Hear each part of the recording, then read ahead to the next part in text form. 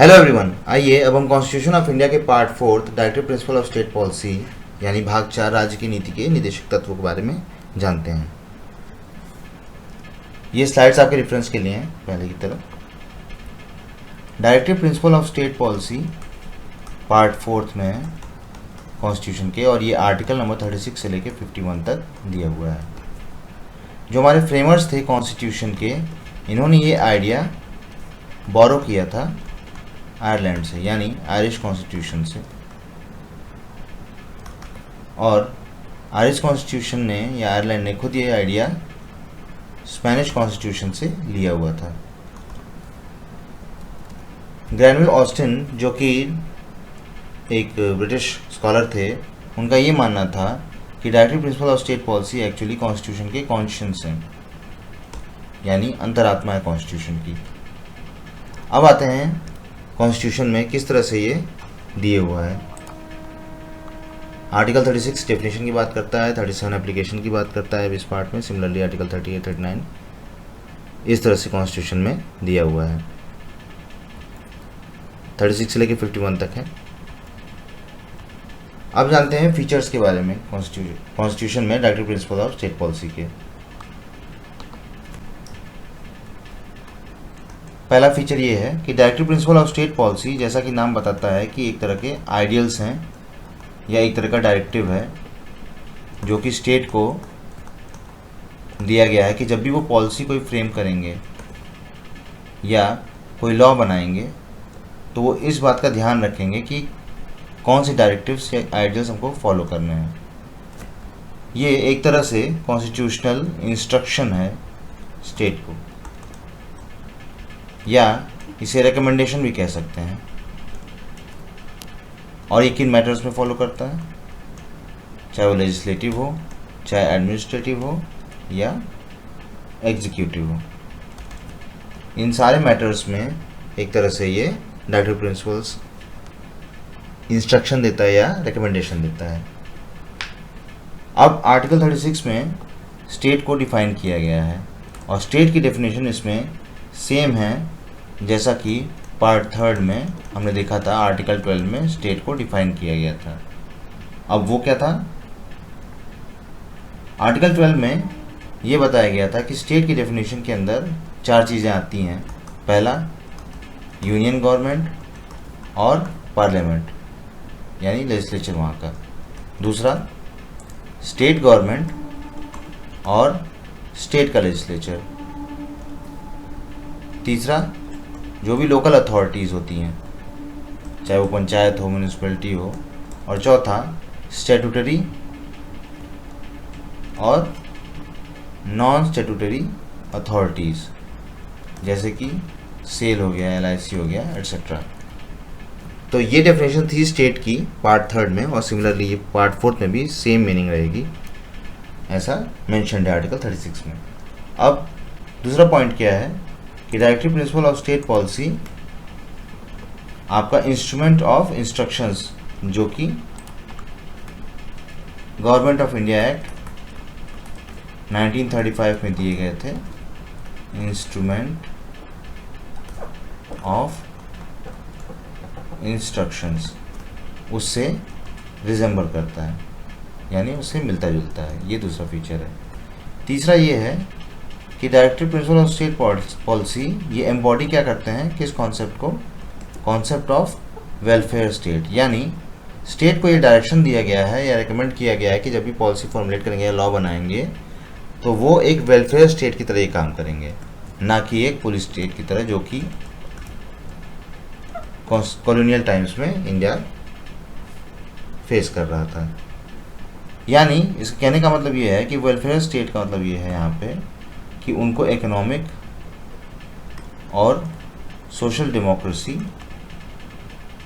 का एहसास कराया जाए। सिमिलरली चौथा पॉइंट ये था इसमें, एक फीचर जो है इसका, कि भले ही ये नॉन जस्टिसिएबल हो, यानी ये एनफोर्सेबल नहीं होंगे कोर्ट्स में, जैसा कि फंडामेंटल राइट्स था। यानी फंडामेंटल राइट्स अगर किसी भी तरह से वायलेशन होता है फंडामेंटल राइट्स के एनफोर्समेंट में या एप्लीकेशन में, या किसी का फंडामेंटल राइट्स का हनन होता है तो वो कोर्ट जा सकते हैं, लेकिन डायरेक्टिव प्रिंसिपल्स में ऐसा नहीं है। ये खुद आर्टिकल 37 में ये मेंशन किया गया है कि ये बस प्रिंसिपल्स हैं जो गवर्नेंस के लिए हैं, यानी स्टेट को बस ये अप्लाई करना है जब भी वो लॉ बनाए या जब भी वो कोई पॉलिसी फॉर्मुलेट करें।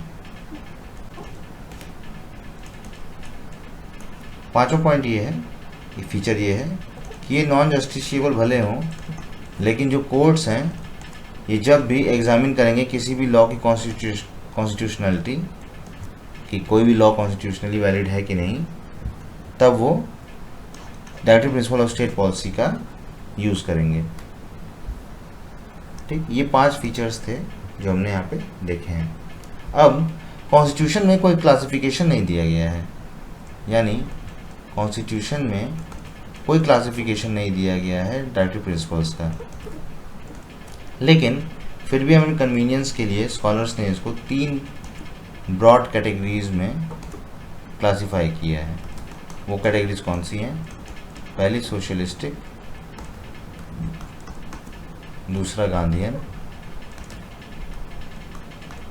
तीसरा लिबरल इंटेलेक्चुअल। ये 3 कैटेगरीज हैं। अब सोशलिस्ट प्रिंसिपल्स का क्या मतलब है? सोशलिस्ट प्रिंसिपल्स का ये मतलब है कि ये प्रिंसिपल्स रिफ्लेक्ट करते हैं सोशलिस्ट आइडियोलॉजी को, यानी ये एक तरह से डेमोक्रेटिक सोशलिस्ट स्टेट बनाने के एम से ये प्रिंसिपल्स डायरेक्ट करते हैं, यानी ये सोशल और इकोनॉमिक जस्टिस की बात करते हैं। अब कौन कौन से आर्टिकल्स हैं इनमें? इनमें हैं article number 38, article number 39, article number 39A, article number 41, article number 42, article 43, article 43A और आर्टिकल 47। अब ये कौन कौन से आर्टिकल्स हैं मैं शॉर्ट में समझा देता हूँ। आर्टिकल 38 जो बात करता है कि हमें प्रमोट करना है वेलफेयर। ठीक, कैसे हम करेंगे? जस्टिस से, सोशल, इकोनॉमिक और पॉलिटिकल।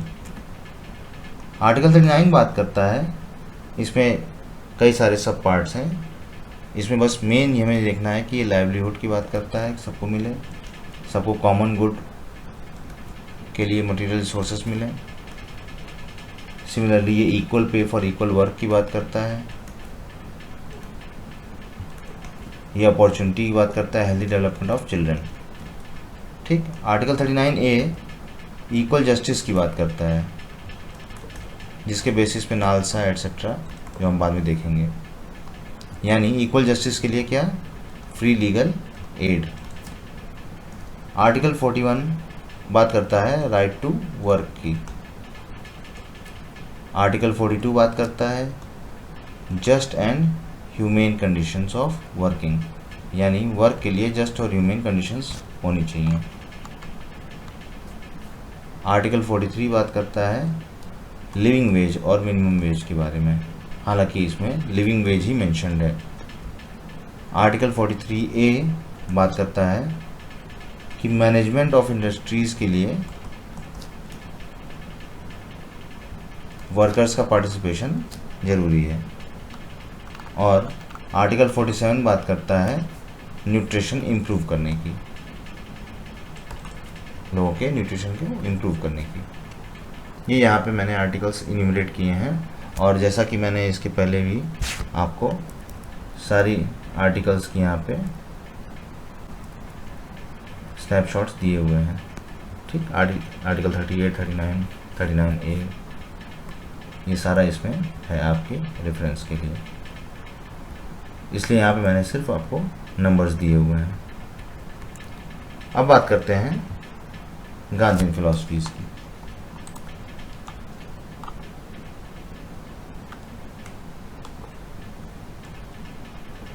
जो गांधीयन आइडियोलॉजी थी, जिसे हमने नेशनल मूवमेंट के टाइम में देखा था जो रिकंस्ट्रक्शन प्रोग्राम्स थे उनमें, यानी जो रिकंस्ट्रक्शन प्रोग्राम्स गांधी जी ने इनिशिएट किए थे एक तरह से, वो नेशनल मूवमेंट के टाइम में, वो गांधीयन आइडियोलॉजी को प्रमोट करते हैं और रिफ्लेक्ट करते हैं डीपीएसपीज में।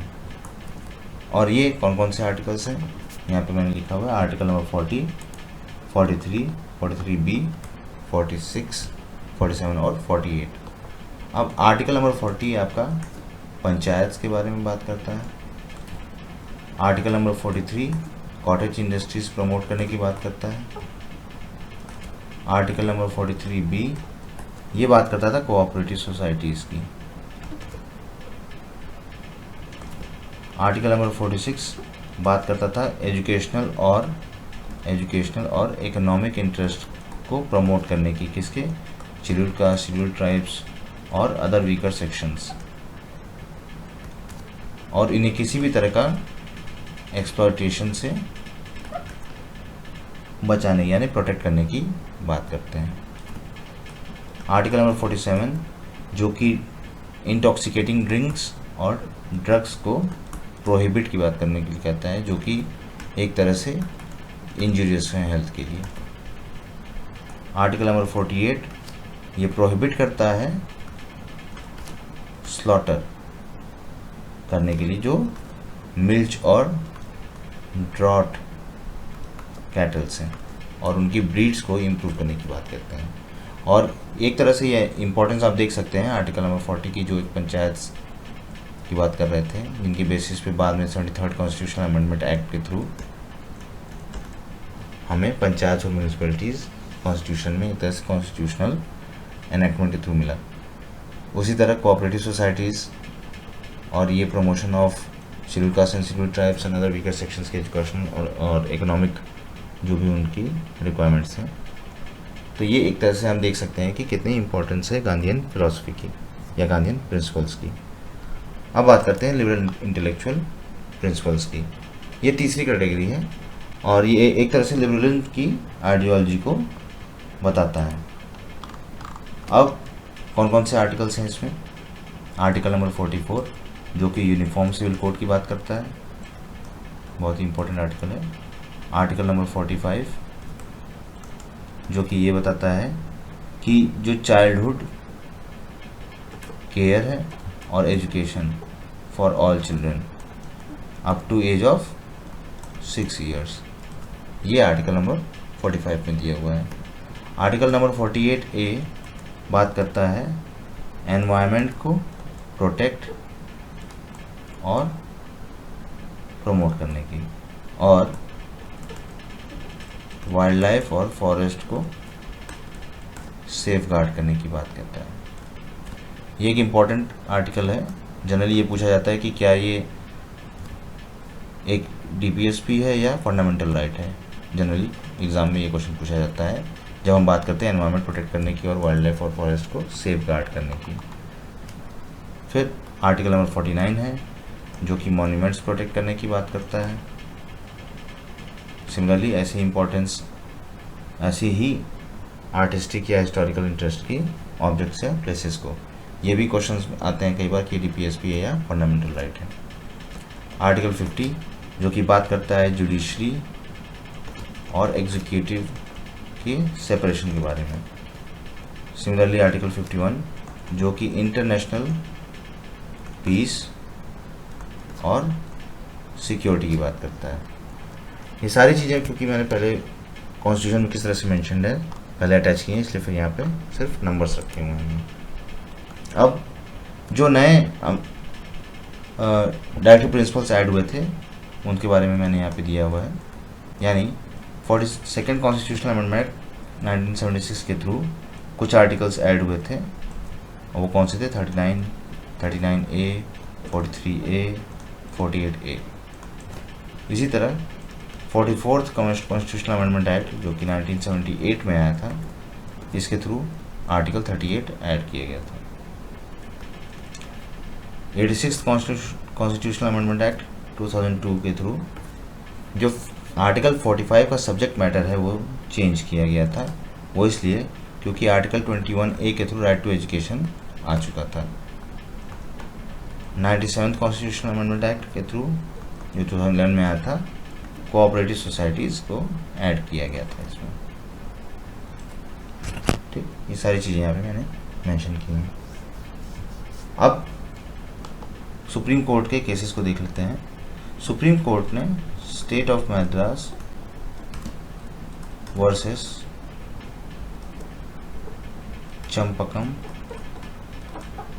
दोराई राजन जो केस है 1951 में, उसने ये कहा था कि जब भी कोई कॉन्फ्लिक्ट आता है फंडामेंटल राइट्स और directive principle of state policy में, कोई भी कॉन्फ्लिक्ट आता है तो फंडामेंटल राइट्स ही प्रिवेल करेंगे। यानी फंडामेंटल राइट्स का हनन नहीं होना चाहता है, वो नहीं होना चाहिए, फंडामेंटल राइट्स का हनन नहीं होना चाहिए, भले डायरेक्टिव प्रिंसिपल्स की कोई भी पॉलिसी का हमें इम्प्लीमेंटेशन रोकना पड़ जाए। ठीक, इसके अलावा ये भी सुप्रीम कोर्ट ने होल्ड किया था कि फंडामेंटल राइट को पार्लियामेंट अमेंड कर सकता है कॉन्स्टिट्यूशनल अमेंडमेंट एक्ट्स के थ्रू। ठीक, इसी तरह जो गोलकनाथ केस था, जिसके पहले भी मैंने मेंशन किया है, 1967 में Golaknath case versus state of Punjab, Golaknath versus state of Punjab में मैंने पहले भी इसको मेंशन किया हुआ है। 1967 में जो ये केस हुआ था उसमें ये कहा गया था कि पार्लियामेंट फंडामेंटल राइट्स को अब्रिज नहीं कर सकता या नहीं छीन सकता है, क्योंकि वो बहुत ही सैक्रोसैंक्ट या पवित्र हैं नेचर में। ठीक, यानी सुप्रीम कोर्ट का ये कहना था कि फंडामेंटल राइट्स को अमेंड नहीं किया जा सकता है डायरेक्टिव प्रिंसिपल्स को इम्प्लीमेंट करने के लिए। यानी एक तरह से जो सुप्रीम कोर्ट ने पहले होल्ड किया था दोराई राजन केस में, वही यहाँ पे भी। अब जो 25th कॉन्स्टिट्यूशनल अमेंडमेंट एक्ट था, 25th कॉन्स्टिट्यूशनल अमेंडमेंट एक्ट, उसने एक नया आर्टिकल नंबर 31C को इंसर्ट किया था कॉन्स्टिट्यूशन में, जिसके दो प्रोविजंस थे। पहला कि आर्टिकल 39B और C से रिलेटेड था ये, कि कोई भी ऐसा लॉ जो ये socialist directive principle of state policy को अगर इम्प्लीमेंट करने के लिए कोई भी ऐसा लॉ है जो इनको इम्प्लीमेंट करने की कोशिश करता है, तो उसे इस बात पे वॉइड या अनकॉन्स्टिट्यूशनल नहीं घोषित किया जाएगा कि वो फंडामेंटल राइट्स आर्टिकल 14, आर्टिकल 19 और आर्टिकल 31 को वायलेट करता है। ये चीज़ 25th कॉन्स्टिट्यूशनल अमेंडमेंट एक्ट के थ्रू ये इंसर्ट किया गया था। इसके अलावा दूसरा ये था कि कोई भी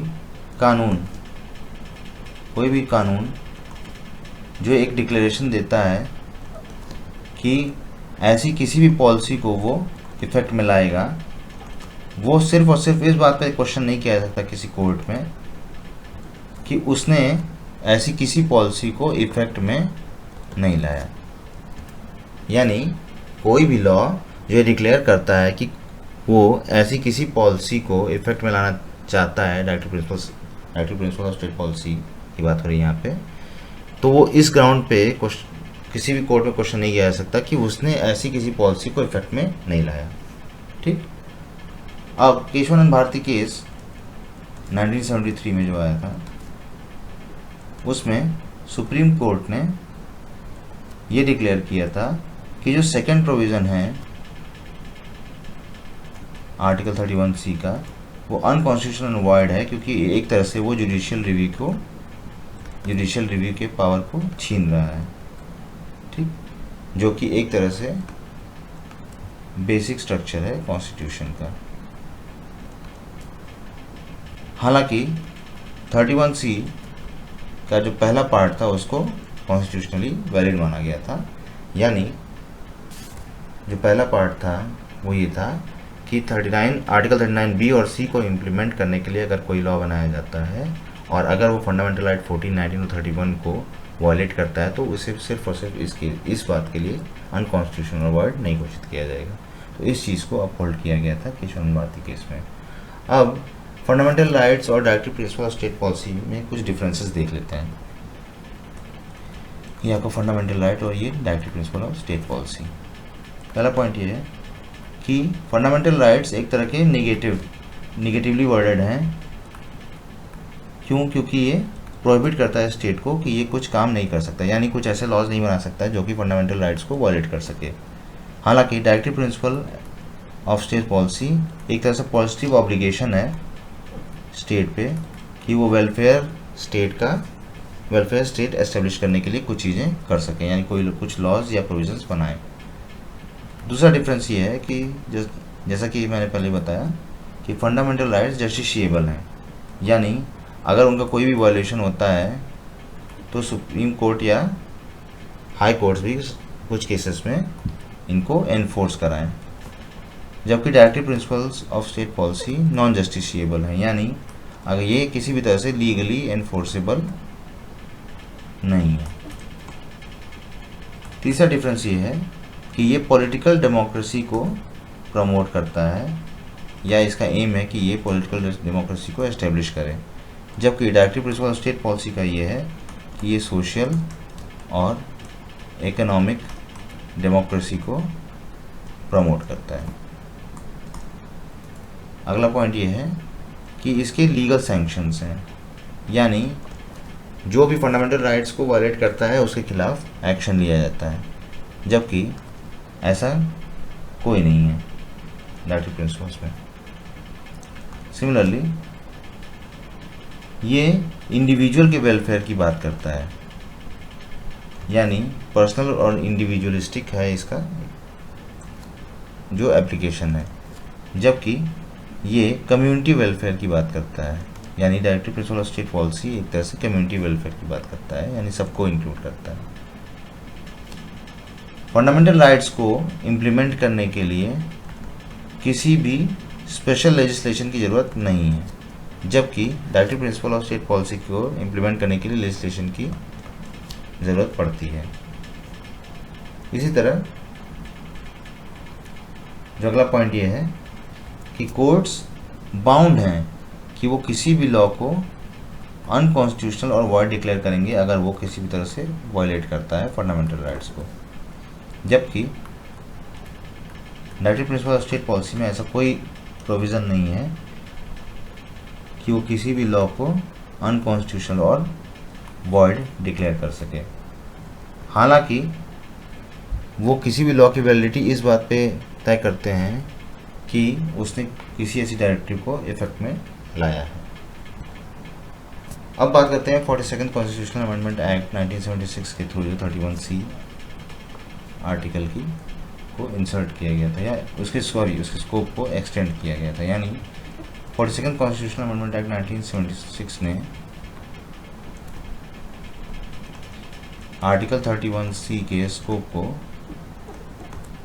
एक्सटेंड किया और इसने ये कहा कि सिर्फ आर्टिकल 39B और C नहीं, कोई भी directive principle of state policy अगर इम्प्लीमेंट करने के लिए लॉ बनता है जो कि फंडामेंटल राइट्स को वायलेट करता है, कौन कौन से 14, 19 और 31 को, तो उसे अनकॉन्स्टिट्यूशनल वॉइड नहीं घोषित किया जाना चाहिए।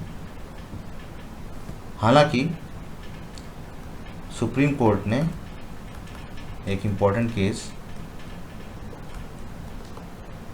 का नाम है मिनर्वा मिल्स, जो 1980 का केस है। सुप्रीम कोर्ट ने मिनर्वा मिल्स केस में 1980 में इस प्रोविज़न को अनकॉन्स्टिट्यूशनल और वॉइड घोषित किया गया था। यानी डायरेक्टिव प्रिंसिपल्स एक तरह से सबऑर्डिनेट हैं फंडामेंटल राइट्स के। लेकिन ये कहा गया था कि 39B और C के केस में आर्टिकल 14 और आर्टिकल 19 ये दोनों सबऑर्डिनेट हैं, और आर्टिकल नंबर 31 जो कि राइट टू प्रॉपर्टी था उसे अबॉलिश कर दिया गया 1978 के 44th कॉन्स्टिट्यूशनल अमेंडमेंट एक्ट में। ठीक, अब मिनर्वा मिल्स केस के बारे में थोड़ा सा और देख लेते हैं कि सुप्रीम कोर्ट ने यह भी कहा कि Indian constitution, Minerva mills case की बात हो रही है, मिनर्वा मिल्स 1980 केस में सुप्रीम कोर्ट ने ये कहा था कि इंडियन कॉन्स्टिट्यूशन एक्चुअली बैलेंस की बात करता है फंडामेंटल राइट और directive principle of state policy, यानी वो एक ही चैरियट के दो व्हील्स की तरह हैं, यानी कोई भी एक दूसरे से कम नहीं है, और इसीलिए इन दोनों की हार्मनी को मेंटेन किया जाना चाहिए, और यही हमारे कॉन्स्टिट्यूशन का एसेंशियल फीचर होना चाहिए। यानी जो भी गोल सेट किए गए हैं डायरेक्टिव प्रिंसिपल से, उन्हें अचीव करना है, लेकिन बिना किसी फंडामेंटल राइट को अब्रिज करके या छीन के। इसीलिए जो प्रेजेंट सिचुएशन है या प्रेजेंट कंडीशन है वो ये है कि फंडामेंटल राइट्स डायरेक्टिव प्रिंसिपल से सुप्रीम है। हालांकि इसका मतलब ये नहीं है कि डायरेक्टिव प्रिंसिपल को हमें इम्प्लीमेंट नहीं करना है, लेकिन क्योंकि पार्लियामेंट फंडामेंटल राइट्स को अमेंड कर सकती है डायरेक्टिव प्रिंसिपल को अमेंड करने के लिए, जब तक कि वो जो बेसिक स्ट्रक्चर है कॉन्स्टिट्यूशन का उसको डैमेज या डिस्ट्रॉय नहीं करते हैं। अब कुछ ऐसे भी डायरेक्टिव्स हैं जो पार्ट 4 के बाहर हैं, वो कौन कौन से हैं देख लेते हैं शॉर्ट में। आर्टिकल नंबर 35 की बात हो रही है यहाँ पे, जो कि SCs और STs की सर्विस के क्लेम्स इन सर्विस की बात करता है, लेकिन एफिशिएंसी का ध्यान देते हुए कि एफिशिएंसी किसी भी तरह से कम ना हो। ठीक, इसी तरह दूसरा डायरेक्टिव है आर्टिकल नंबर 350A में, जो ये कहता है कि मदर टंग में इंस्ट्रक्शंस होने चाहिए, और ये बात करता है प्राइमरी एजुकेशन की। प्राइमरी एजुकेशन वो भी लिंग्विस्टिक माइनॉरिटी ग्रुप्स के बच्चों की। और इसी तरह आर्टिकल 351 जो कि हिंदी लैंग्वेज के प्रमोशन की बात करता है, यहाँ पे मैंने उसको डिटेल में दिया हुआ है। आर्टिकल नंबर 350A ये आपका पार्ट 17 में है, जो कि मदर टंग में इंस्ट्रक्शन की बात करता है लिंग्विस्टिक माइनॉरिटी ग्रुप्स के बच्चों को प्राइमरी एजुकेशन के रिगार्डिंग। सिमिलरली आर्टिकल 351 बात करता है हिंदी लैंग्वेज के डेवलपमेंट के लिए, कि यूनियन का एक काम है कि वो हिंदी लैंग्वेज को स्प्रेड करें, ताकि वो एक तरह से सबके मीडियम ऑफ एक्सप्रेशन, सबके एक्सप्रेशन का एक मीडियम बन सके, जो कि कंपोजिट कल्चर का रिप्रेजेंटेटिव बन पाए। बाकी अगर कोई भी आपका क्वेरी या सजेशन है तो आप हमें लिख सकते हैं। Thank you very much for your time. Thank you.